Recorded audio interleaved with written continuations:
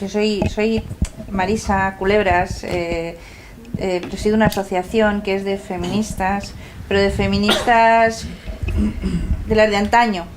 Es decir, seguimos luchando por la igualdad ante la ley, de oportunidades. Pero y demás. ¿Esa igualdad que habla ella? ¿Qué te parece esa igualdad que habla ella? No es igualdad tampoco, ¿no? Es que hemos pendulado de una... Ser totalmente víctimas para siempre, es lo que dices tú, desde el principio, sin mirar a la situación sola o lo que sea, pero ya totalmente, desde el principio, enjuiciadas desde el principio de ser esto y se acabó.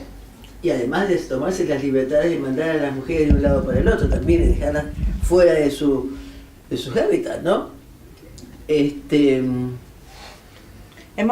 ¿Cómo puedes hacer, cómo haces en tu centro para hacer una especie de poder integrar todas estas cosas?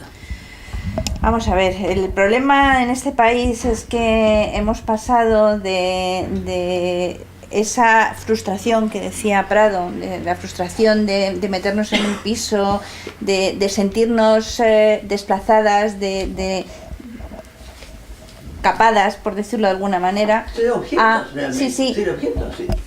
a ser nosotras las que capamos, las que machacamos, porque esta ley a la que decía Prado, al decir que todas somos víctimas per se, ¿vale? Se está utilizando para machacar a los varones. Es decir, lo que hablaba también José Luis, de yo cojo un varón, tengo un hijo y mediante esta ley termino con él. Eso es muy interesante, que puede haber muy fácilmente una correlación, Por supuesto que la hay. Claro, correlación que tú decías de la cosa de historia, una correlación entre esto de lo que... Porque yo no he visto estos que ustedes hablan en forma tan clara, esta cosa de la mujer que dice que sí, que existe. Y claro, ahora me doy cuenta que puede estar totalmente relacionada a esta otra cosa, que entonces si me dicen que soy tan tarada, tan pelotuda, ahora yo voy a ser yo la triunfadora de esto y lo hago que él sea el pelotudo. Me voy al médico, que ya me arranca el protocolo, y aprovecho que si me estoy separando ya tengo un protocolo que me dice que igual lo que tengo es por mujer maltratada. Entonces aprovecho que el sistema arranca toda la maquinaria y aprovecho que de paso que voy al médico destrozo al macho y le saco de casa. Ese protocolo, por ejemplo, a los médicos les hace una lista de las preguntas que tienen que hacer a las mujeres. O sea, quiero decir, no es un protocolo muy rígido, ¿eh? Y entonces en esa lista, por ejemplo, se hacen preguntas del tipo: ¿te has sentido alguna vez menospreciada por tu pareja? Claro, ¿quién no? ¿Quién no? ¿Quién no? Sí, pues ya, todos los claro. Hay preguntas que son muy capciosas y que solamente se le hacen a las mujeres, que si seguramente se le hicieran a los hombres serían exactamente lo mismo. Es decir, cuando una de las preguntas es ¿no te hace caso a tus peticiones? Bueno, pues, pero es curioso, no sé dónde oí, en algún foro, alguna conferencia, si un hombre se le hiciese ese tipo de preguntas, aunque contestara a 10 que sí, no sería hombre maltratado. Si una mujer contesta solo a una que sí, ya es mujer maltratada por el sistema y tiene favorecido toda la protección integral de un Estado. El problema es que en España el feminismo se ha convertido en una especie de revancha, una máquina de hacer dinero, hacia los hombres. Y además es un negocio. El feminismo en este país está subvencionado millonariamente, y cada mujer maltratada o cada mujer que parece o que cree serlo, es hacer caja, es decir, una más, hacer caja. Pero es no negocio. No siempre parte de las mujeres, ¿eh? Hay veces que un funcionario, por ejemplo, obliga a ciertas mujeres, o sea, eso es así, ¿eh? Hay muchísimos funcionarios dedicados a este asunto. Entonces, a captar maltratadas. Entonces, porque yo conozco también casos, ¿eh? Vamos un poquito por orden, que queríais hablar, Antonia, y al lado queríais hablar. Soy Antonia Carrasco, la presidenta de la Asociación de Víctimas de la Ley de Violencia de Género. En mi asociación tenemos hombres, mujeres, todo el entorno de la familia, Nos ocupamos de hombres, mujeres, niños, ancianos, un poco de todo. El bloque más grande que tenemos es de hombres falsamente denunciados por violencia de género. Y bueno, después de todo lo escuchado aquí, sí tengo que decir que se ha fomentado muchísimo la denuncia por violencia de género, se ha fomentado muchísimo un gran negocio, en definitiva. Sí es cierto que el inicio de todas estas campañas de propaganda contra la violencia de género, creo que en su inicio estaba muy bien, porque efectivamente había mucha violencia de hombres hacia mujeres. Esto era antes del Franco, tú dices. No, estamos hablando de hace 10 años. Exacto, 15 años, pues todavía prevalecía ahí el macho, que como la mujer no había salido al mundo laboral y demás, o sea, estaba saliendo, pero bueno, las de 50 para arriba no habían salido nunca. Allí se hacía lo que él decía y a algunos pues se les iba la mano, se les iba la boca o lo que fuera. En unos inicios creo que no estuvo mal, siempre y cuando no se hubiera desarrollado, no se hubiera aprobado esa ley en las condiciones que se aprobó, con una desigualdad, una asimetría manifiesta. Es decir, al hombre se le condena más por un mismo delito cometido, una mujer y un hombre, al hombre se le condena más, ¿vale? Y sobre todo partiendo como ha descrito bien Prado, el preámbulo de la ley de violencia de género, que dice que el hombre solamente por el hecho de ser hombre ya es un maltratador. O sea, es que eso es ya muy duro, y la mujer solo por el hecho de ser mujer es una víctima. Se ha victimizado en estos 10 años desde la aprobación de la ley de violencia de género en el 28 de diciembre del 2004, se ha victimizado enormemente a la mujer. Y además no ha habido ninguna intención, y yo creo que se ha hecho de manera muy intencionada, cuidado, de explicar qué es violencia de género. Es decir, solamente se ha basado en el machismo, y yo siempre he querido hacer una comparativa con la época nazi. Es decir, en la Alemania nazi se explotó muchísimo el complejo de superioridad de los alemanes para machacar a los judíos, y en España se ha explotado muchísimo el complejo de los hombres españoles de machistas para acallarlos, para que no abran la boca, y para que aquí lo que empiece a imperar, que es lo que ha ocurrido después de 10 años, es el embrismo. Lo que yo llamo embrismo, que es la superioridad de la mujer sobre el hombre. Nos hemos encontrado después de, primero se consiguió a través de ese embrismo, es decir, de ese cállate que si no eres un machista, se consiguió aprobar una ley que es totalmente inconstitucional, y el Tribunal Constitucional le dio vía verde y la convirtió en algo constitucional. ¿En ese había alguna mujer? Sí, por supuesto. El 34% del Parlamento eran mujeres, y el 60%... ¿Y las mujeres que estaban allí? Se aprobó por unanimidad. Unanimidad. Solamente se levantó una persona del Congreso y dijo que que aquello era una aberración. Solamente una. Pero el que decía lo contrario era un machista. Los que intentaban hablar en contra de esa ley eran unos machistas, y lo peor de todo es que asociaron machismo a maltrato, cuando no tiene nada que ver. El machismo está completamente desvinculado del maltrato. El maltrato es una cosa, el maltratador puede ser una persona machista o no, y el machista puede ser una persona maltratadora o no. Es que no tiene nada que ver, no hay vinculación. Y eso puedo hablar después de las 2000 y pico entrevistas que llevo ya con afectados en mi asociación, hombres afectados. Hay de todo. Creo que lo que más daño ha hecho a la sociedad española ha sido precisamente el que no se haya descrito bien, que no se haya abierto ningún tipo de debate, porque está totalmente hermético, no hay posibilidad, hay pensamiento único, no hay posibilidad de apertura al debate, ni en televisiones, ni en radios, ni en ningún sitio, para empezar a hablar de violencia. Es decir, vamos a hablar de qué es exactamente violencia de género, vamos a describir qué es. Vamos a describir qué es un acto puntual de violencia entre una pareja, que yo lo llamaría conflicto en muchísimos de los casos que se han criminalizado, que tenemos personas que las han criminalizado, que las han condenado por te vas a enterar, que lo dijo ya la juez Sanauja en su momento, es decir, en una discusión de pareja, el soltar una flatulencia, y le condenaron penalmente a 1 mes de cárcel. Creo que hemos llegado a unos extremos. Sí, eso es maltrato hacia la mujer, porque resulta que se está menoscabando, Exacto, se la está humillando. Entonces, creo que hemos llegado a unos puntos de locura, es decir, bueno, es que ya las mujeres solamente ven a hombres maltratadores. Y lo que me estoy encontrando en la asociación es lo más curioso, es que se ponen en contacto conmigo muchos hombres diciéndome, mira, es que mi mujer me ha denunciado por esto, por lo otro, y bueno, pues nosotros tenemos un protocolo de actuación, es decir, oye, mándame todo el procedimiento judicial, quiero verlo, una entrevista personal contigo, y si tenemos algunas dudas, también nos vemos con la contraparte, con la mujer, o hablamos al menos por teléfono. Y me estoy encontrando con que resulta que la maltratadora es ella.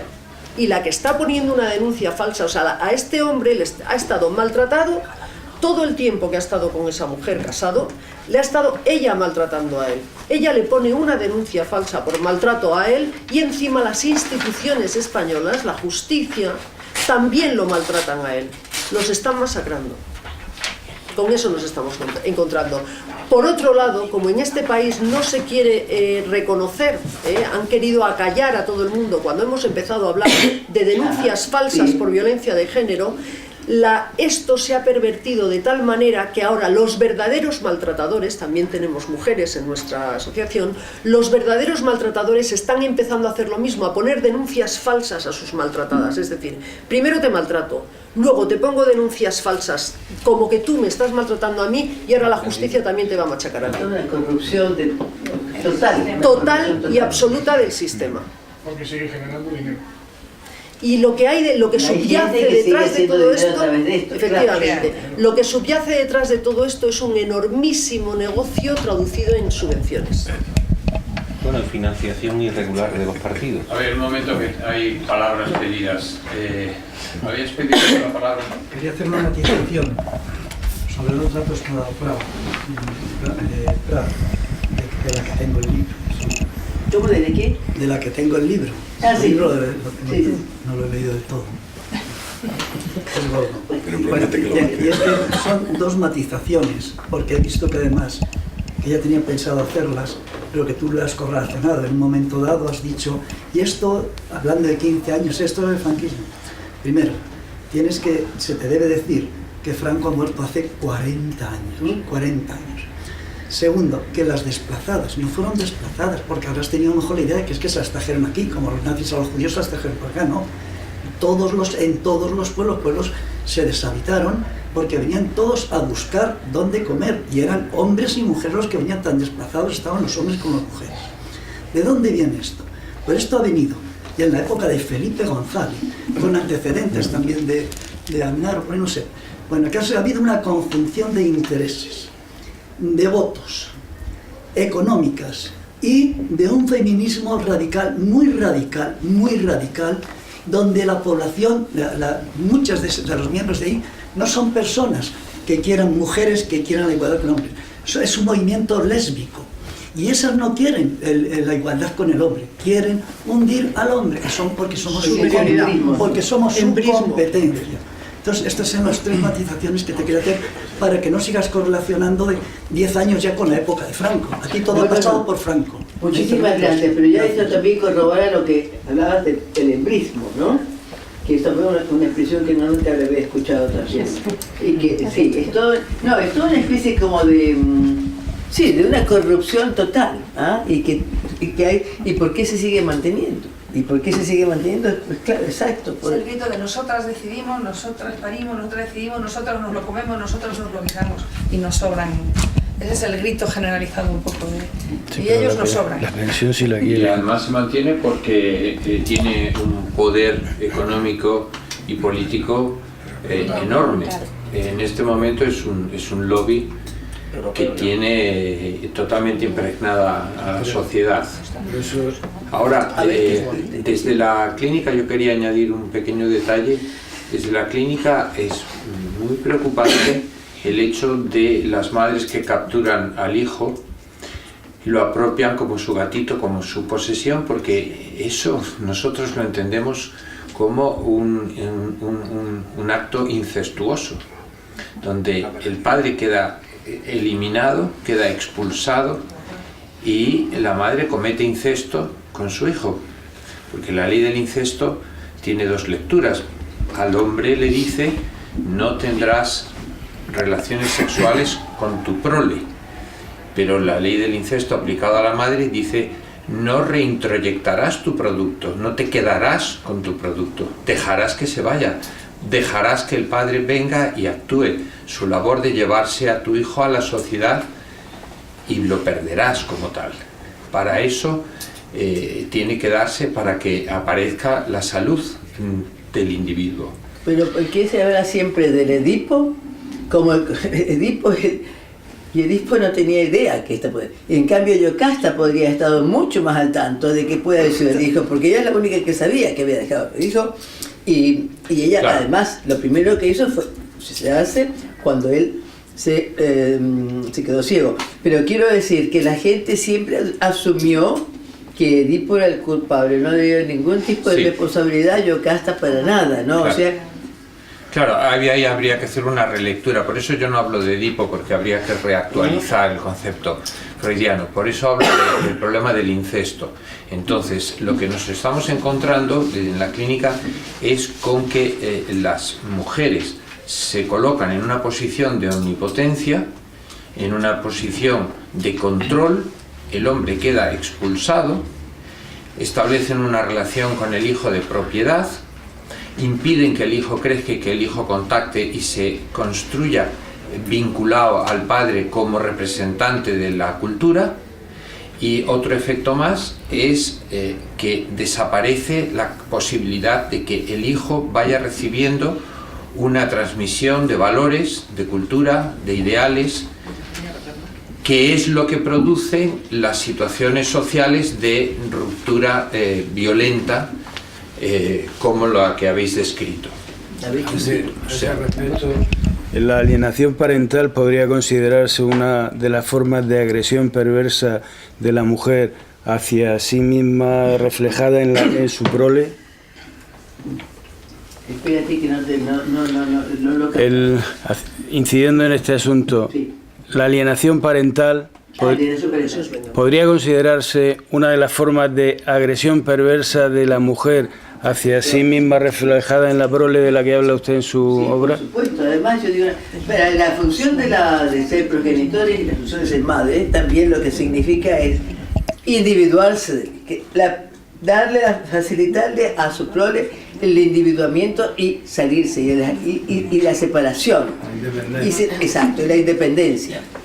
Y al no hacerlo, al agarrarlo, yo digo, casi todos los casos que yo veo de hombres que tienen todo tipo de problemas, tienen madres que son muy sofocantes. Por ahí fue en ese momento que eso fue lo que me actuó para ver que el rol de la madre en esta situación, que siempre se la veía a la madre como perfecta. ¿Esto se podría considerar una forma de agresión infantil, es decir, de maltrato infantil o de agresión hacia los hijos? Por supuesto. Y además las madres que además, por ejemplo, la de combinación de agarrarlos y quererlos, el asunto muy físico, se podría también.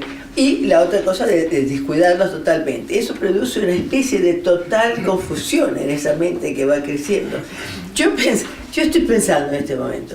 Yo pensaba que les iba a dar una noción totalmente nueva, como generalmente pasa cuando voy. Pero ustedes me están dándola a mí. Yo estoy aprendiendo de ustedes una cosa muy importante, que además es una cosa que es las dos cosas. Es social y es personal y emocional.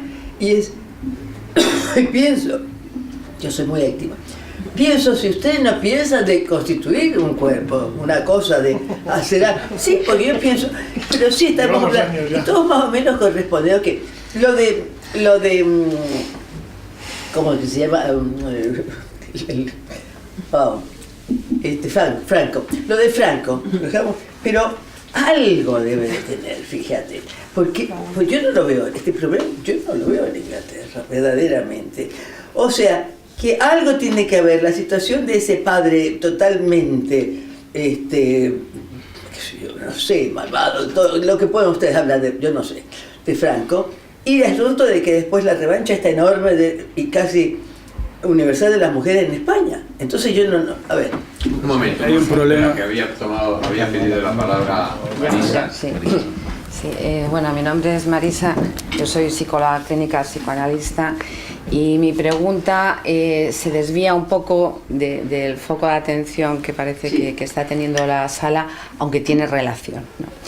Entonces, bueno, por hacer alguna pequeña conexión, hemos pasado, ¿no?, bueno, pues en los últimos quizá 20 o 30 años de un modelo de familia convencional formada por padre, madre, hijos, y en el momento actual tenemos diferentes modelos de familia, ¿no? Tenemos el convencional, lo voy a llamar así, tenemos modelo de familia monoparental, homoparental, etcétera. Entonces, mi pregunta, bueno, no es una pregunta, es querer saber su opinión, ¿no? Quisiera saber qué piensa en el sentido de que una pareja de dos mujeres, de lesbianas, o una pareja de homosexuales, con toda la complejidad que tiene, puedan adoptar un hijo. Bueno, yo he visto que, la verdad es que yo los he visto que actúan muy bien, como padres o madres, lo que sea. Inclusive tengo colegas mías con parejas lésbicas que tienen la relación, y han tenido, una de ellas ha estado realmente embarazada, otros tienen chicos que adoptan, hay todo tipo, pero yo creo que son tan buenos padres como cualquier otra familia, ¿no? La verdad es que no hay ningún estudio que pueda decir que estas parejas son carentes de algo o que no dan. Yo no veo nada que esté para nada estudiado, o ningún tipo de investigación que se haya hecho que pueda decir que este tipo de padres como se dice, homoparentales puede ofrecer más defectos o más problemas que cualquier otra pareja heterosexual. La verdad es que no, y estoy segura de que si hubiese algún estudio serio de esto saldría inmediatamente, ¿no? O sea que no debe haber nada en ese sentido, porque me imagino que creo que un montón de gente les gustaría que hubiese testamento de cosas que no funcionan bien para poder expresar su homofobia, ¿no? Pero la verdad es que no hay nada. Y si hubiese algo, estoy segura que hubiese salido en todos los diarios del mundo. Bueno, yo conozco algún estudio en Estados Unidos que dice todo lo contrario, que es perjudicial. Es más, mi ex mujer fue la que elaboró el estudio en España para que se aprobara la ley de adopciones por parte de homosexuales. Casi todos los estudios en los que ella se basaba, la muestra no superaba las 8 familias. O sea que todos los estudios dicen que es bueno, pero solamente hay 8 familias, porque es lógico. Hay muy pocas familias homoparentales. Yo quería decir una cosa, y es: sí hay similitud con el tema de Franco y lo que está pasando en España. Porque si cogemos el caso de Paraguay, por ejemplo, el caso de Nicaragua, Guatemala o Argentina, resulta que es muy curioso. Hay una dictadura donde hay un rol de la mujer, un rol del hombre muy con unas connotaciones muy idénticas a las que de la época del Franco, y curiosamente en esos países se está reproduciendo de una manera muy alarmante lo que está pasando en España. Es más, España ha encontrado, a través de la cooperación al desarrollo, en los últimos años se ha convertido en la cooperación a la igualdad. Y ha aterrizado el dinero de la cooperación al desarrollo en políticas de igualdad en esos países que sufrieron dictadura, para extender esta idea del feminismo, del empoderado, ¿no? Del feminismo no igualitario.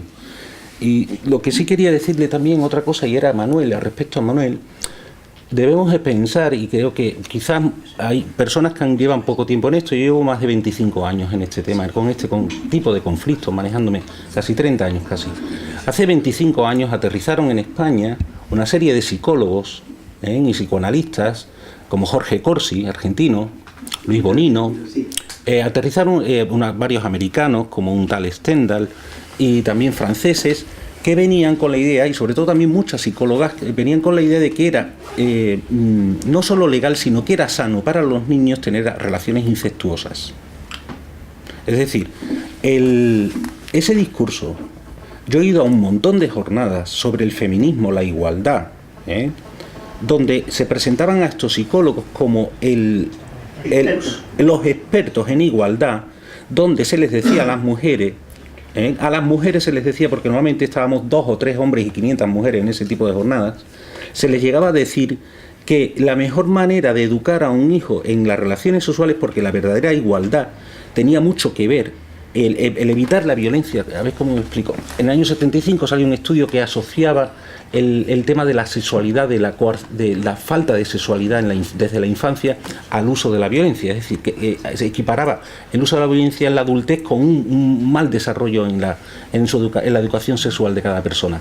Se basaban en ese estudio del año 75 todas estas personas para decir que era legítimo que las madres eran las que debían de iniciar en el sexo a niños y niñas desde su más tierna infancia, y que no era necesaria la figura del varón, porque el varón había representado siempre un elemento de dominio en toda la estructura familiar, y que había que el varón solo utilizarlo para engendrar hijos y luego apartarlo de todo lo que era la educación del niño desde su más tierna infancia a nivel sexual, y que así podíamos conseguir una sociedad sin violencia.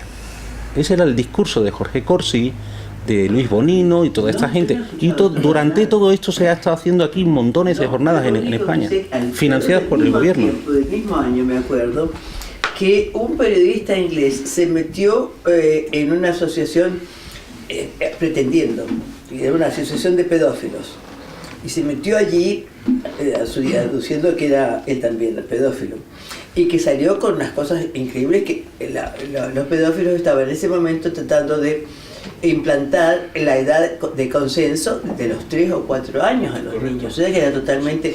Y después había también alguien ahora me acuerdo, alguien muy importante no me acuerdo si era la casa de Lords o de lo otro, que también era pero era de otra, creo que era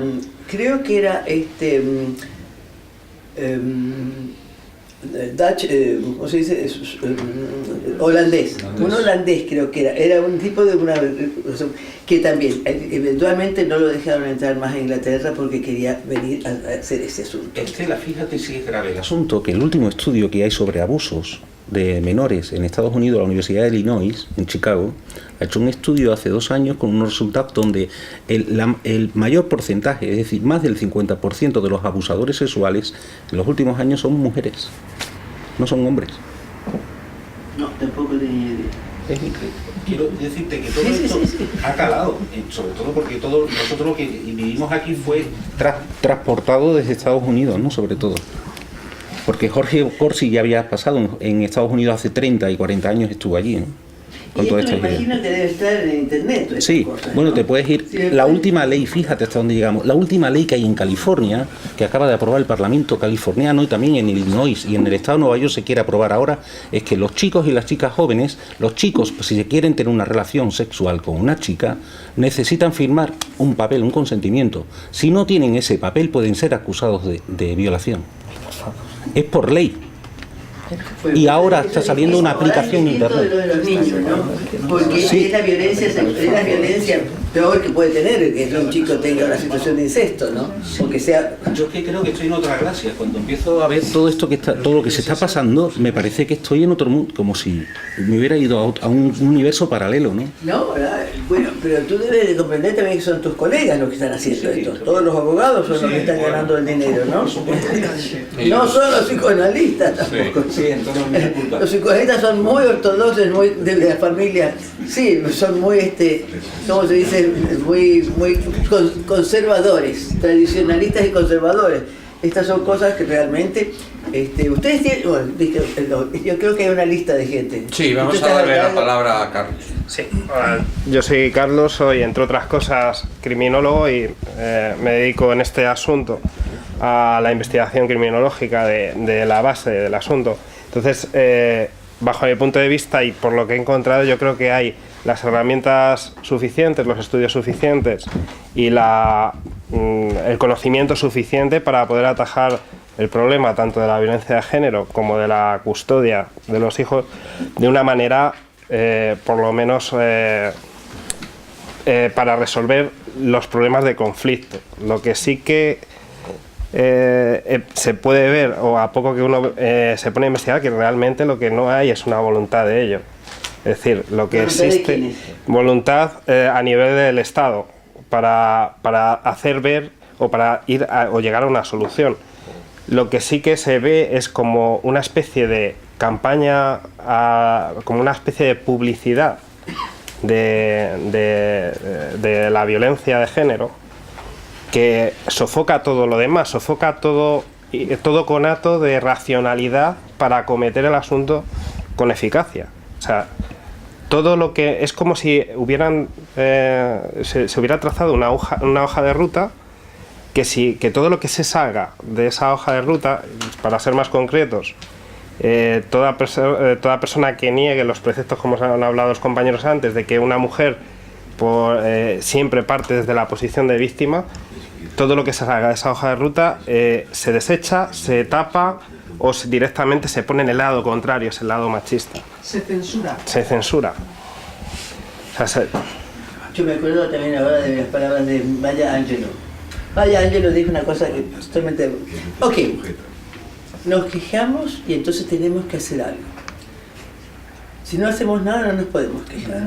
Hay que hacer algo. Yo de escucharlos a ustedes siento una imperiosa necesidad de que hay que hacer algo, no sé. No podemos. No nos dejan. Tenemos problemas para unirnos. Y aparte de eso, no nos dejan. A ver, vamos a dar la palabra que estaba querida. Tena, muchas gracias por estar aquí. Hoy somos 18, dentro de 3 años seremos miles de personas. Hoy, desde luego, no es hablar, lo que estás hablando no es un tema que está de moda. Hoy en día, en España, la maternidad es un lastre para la carrera profesional. Es decir, de hecho, hay mucho movimiento de que las mujeres ganan un 25-30% menos que los hombres. No, pero que es verdad que trabajan menos horas. Entonces ahora en España lo que se fomenta es el trabajo a tiempo completo. De hecho, tienes Google y Facebook, que es lo que trataremos mañana en la radio, están pagando la congelación de los óvulos de esos trabajadores para que retrasen el embarazo. Es decir, hoy en día en España el embarazo pues es un lastre para la carrera. Entonces, ¿qué le ocurre? En Holanda, mi madre es holandesa, pues cuando vamos para allá la gente se jacta de tener un trabajo 25, un trabajo 15, un trabajo 20 y son 15 horas, 20 horas a la semana, 40, 30 horas, es decir, que ellas, las madres y los padres, no están orgullosos de trabajar 40 horas, sino ellos están contentos con tener un trabajo a tiempo parcial porque para ellos la maternidad, sobre todo la familia, es un principio muy, muy importante, ¿no? Entonces, claro, hablamos de... hay mucha ideología, mucho fanatismo, mucho interés, hay mucho tema, pero sí es verdad que España tiene la tasa de fertilidad más baja del mundo. Es decir, una tasa de natalidad normal para que un país se mantenga son 2,1 hijos por mujer, 2,1 hijos. En España no llegamos ni a un 1, ni a un hijo de media por sí, mujer. Estamos en 1,28. No, cuidado, lo que pasa es que ahí los últimos datos son menos de 1 porque también hay gente que tiene niños que luego se va, pero bueno, a lo que voy. En poco tiempo, lo que España tiene es una pirámide poblacional invertida. Hay menos niños y más gente mayor. En breve, yo soy economista, en breve uno de los jóvenes que está hoy en el paro tendrá que mantener a un parado y 2 jubilados, lo cual es absolutamente insostenible. Entonces, ¿qué es lo que ocurre? Luego, ¿qué es lo que ocurre? Que te das cuenta que hay muchos intereses, hay mucho fanatismo, nos manipulan mucho, es decir, los poderes, las informaciones que nos dan pues son muy sesgadas, no te permiten dar información como la tuya. Es decir, la violencia la puede ejercer una madre, un padre, pero también hay niños que la ejercen a sus padres.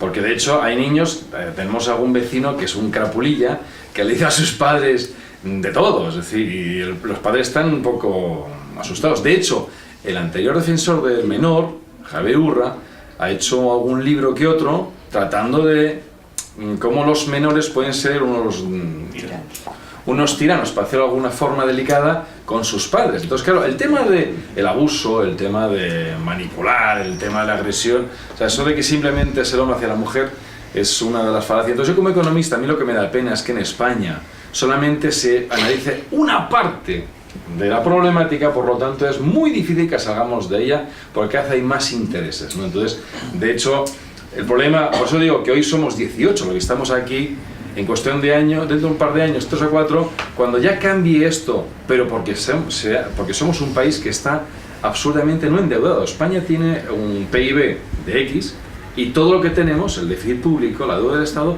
está endeudado. Es decir, todo lo que tiene España está endeudado. Por lo tanto, en breve España entrará en una situación económicamente insostenible. Entonces, ¿por qué? Porque hemos despilfarrado medios. Lo cual estoy muy contento, porque cuando mucho despilfarro, y ahora es lo que está saliendo en los medios, que si casos, escándalos y tal, pues la gente empieza a plantearse, oye, mira, hay muchas inversiones, por ejemplo, ya termino, el tema del ébola. El tema del ébola no es que tal, vamos a ver, la ministra de Sanidad en España ha tomado... ¿Tú dices el tema del ébola? Te cuento.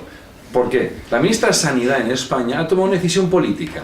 Ella se encarga de consumo, asuntos sociales, sanidad e igualdad. Y familia. Entonces, ¿qué es lo que ocurre? Ana Mato, la ministra, ha tomado una decisión política, que es yo, todo lo que es consumo, yo tengo un portal de consumo, no existe prácticamente, es decir, todo lo que es consumo, leyes de consumidor están delegadas a las comunidades autónomas y hay un desbarajuste tremendo. Entonces, consumo lo hemos dejado de lado.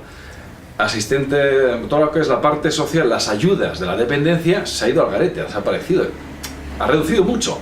El tema de lo que es sanidad, se le han reducido los sueldos a los médicos, las ayudas, pero eso sí, igualdad se ha mantenido. Es decir, ella toma una decisión, que voy a, del Ministerio de Sanidad, igualdad, familia, consumo, voy a dedicar una parte muy importante a igualdad. Y las otras facetas las ha dejado un poco desatendidas. Entonces, claro, ¿qué es lo que ocurre? Cuando hablamos del ébola, claro, es que a los médicos ni se les ha formado, se les ha reducido mucho presupuesto. Entonces, claro, yo lo veo más como economista. Economía es gestionar recursos limitados. Si tú tienes 100 euros, si tú se lo das todo a una parte, pues las otras partes no tienen dinero. Entonces, eso es lo que llamo yo gestionar de forma eficiente. Entonces, con esos despilfarros que ha habido en España, yo entiendo que alguien dirá, oye, nos hemos gastado una pasta tremenda. Oye, algo está pasando y estamos endeudados hasta arriba. A lo mejor nos hemos pasado dedicando demasiado dinero a todo lo que es violencia de género, todo lo que se llama perspectiva de género. Porque ya para terminar, si en España lo que queremos es ser igualitarios, ¿por qué en el 90% de los casos le quitan la custodia al padre cuando una compañía tiene la obligación de tener un plan de conciliación laboral y familiar? Una empresa tiene que dar unas facilidades cuando una mujer, pues dé a luz. Pero claro, ¿qué es lo que ocurre? Cuando te separas, la mujer ya se encarga de toda la responsabilidad de los niños. Entonces, claro, ya, si cuando está casada reparte sus labores domésticas y el cuidado de sus hijos con su marido, por ley, porque cuando ella se separa, o él se separa, ya todo vuelve a recaer en la mujer. Eso ni es igualdad, ni eso es conciliación, ni eso es coherencia, es un despropósito, ¿no? Eso es pasta. A ver, un momento que tenía la palabra pedida Marisa. Sí, bueno, yo es que iba a cambiar totalmente el tema, no sé si que sigáis. Un minuto entonces, porque tú quieres responder a algo ahí. ¿Por qué no discúlpame un minuto, pero es un poco de coherencia, así después vamos al tema de nuevo. Sí. Haciendo alusión a lo que decía Santiago, ayer se puso en contacto conmigo un policía nacional al cual se le ha concedido la custodia compartida. Él ha pedido el plan de conciliación laboral en su trabajo y no se lo han concedido, pero es más, ha empezado a indagar este hombre dentro de Policía Nacional y se ha encontrado con que los papás que piden conciliación laboral, es decir, reducción de horas o trabajar de esta hora a esta hora porque a esas otras esa semana o ese mes tiene a sus niños, los ponen en los peores trabajos, les hacen la vida imposible para que desistan de la custodia compartida y los niños vuelvan a manos de la madre. Esto a mí me ratifica. A mí me ratifica que lo que estamos viviendo no es una situación de igualdad. Es decir, ese ministerio no se tendría que llamar el Ministerio de la Igualdad, se tendría que llamar el Ministerio del Embrismo. Lo que están buscando es que la mujer se ocupe de los hijos, se le aparte completamente al padre, que curiosamente es una situación que es lo más parecido a lo que tuvimos anteriormente en la época de Franco, con el machismo. Es decir, por un lado queremos el poder de la mujer que tenga a los niños, pero por otro lado se está esclavizando a la mujer, porque tiene a los niños, el trabajo, todo tipo, o sea, toda la carga recae sobre ella. Y la carga, todo va a ir en contra de los chicos. Entonces a mí esto a lo que me suena... la nueva población? Sí, pero a mí esto a lo que me suena es a retorcimiento de la ley y que hay algo que está de la ley y del uso de la misma. lo que se está produciendo es que hay un sector de personas que son todas las que están alrededor de la ideología de género, todas esas personas que tienen una serie de asociaciones montadas, una serie de instituciones montadas, que gracias a esto siguen diciendo que no hay igualdad, que en los trabajos las mujeres son las que se cargan con todo, que no hay igualdad cuando nacen los niños, que a la mujer se le da 4 meses pero que al hombre no se le da nada. Es decir, por un lado se están quejando de esa desigualdad, pero por otro lado se está fomentando desde dentro del gobierno, quizá para justificar todas esas subvenciones tan enormes que se están ofreciendo. Está, bajo mi punto de vista, todo este sistema relacionado con la igualdad, con el género, excesivamente pervertido, y a todos los niveles. Yo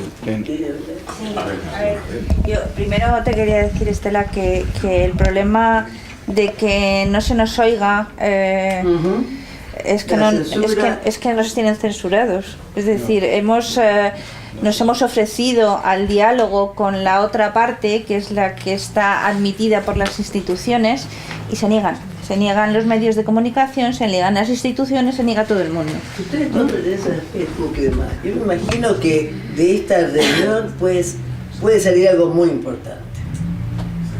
No sé, tú estabas un poco más optimista, ¿o no?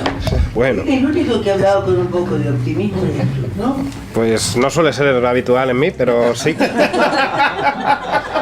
Pero en el sentido de que sí que existen los mecanismos para atajar el problema eficazmente. El problema es ponerlos en marcha y sobre todo, primero por una parte, porque esa publicidad de la que hablaba, a nivel en medios de comunicación, a nivel de información directa, cuando se plantean estos problemas, es que primero pintan todo de una manera como de una manera humanista, cuando realmente no lo es. Es decir, si hablamos yo hablo con mucha gente joven, mucha gente, y cuando les dices que por ser hombre, el mismo hecho delictivo para él es un delito con pena de prisión, y si en la mujer es simplemente una falta, no se lo cree. O sea, lo tienen, dice, ¿cómo puede ser eso? Pues, o sea, y esa ley se ha aprobado por mayoría en el Congreso. Bueno, ahora vamos a ver. Por unanimidad. De algo, porque yo soy psicoterapeuta del grupo, entonces me he dado cuenta que entre medio de toda esta cosa le estoy sacando un poco el poder a él, y está el embrismo aquí, que yo estoy dando la palabra o no, así que me he dado cuenta de que algo está pasando aquí mismo. Pero me parece tan interesante lo que están diciendo, y me parece tal desafío, que yo lo agarraría un desafío así. No sé, yo creo que yo estoy de acuerdo, pueden tener el mejor tipo de... Ahora, te doy de nuevo tu poder a ti. No, lo que pasa... doy de vuelta a él. Lo que pasa es que yo estoy dándote todo el protagonismo posible porque te vas mañana. Nosotros nos quedamos, podemos seguir hablando, y espero que sigamos hablando, y espero que esto vaya cuajando poco a poco. Es algo que había hablado con Antonia, y ella me dice que su organización está sirviendo de crisol y de aglutinante, de manera que esto tiene que seguir funcionando, ¿no? Son pequeños pasos. A mí me parece que el trabajo que ha hecho Estela aporta una pieza muy importante, porque permite cuestionar la inviolabilidad, la idealización de la maternidad, permite tener herramientas científicas para entender cuándo la mujer entra en posición de perversión, permite incluso, también muy importante, atender a esas mujeres que, como no se las veía, es decir, están sufriendo enormemente, porque no hemos hablado de esa problemática, pero es una problemática muy interesante, ¿no?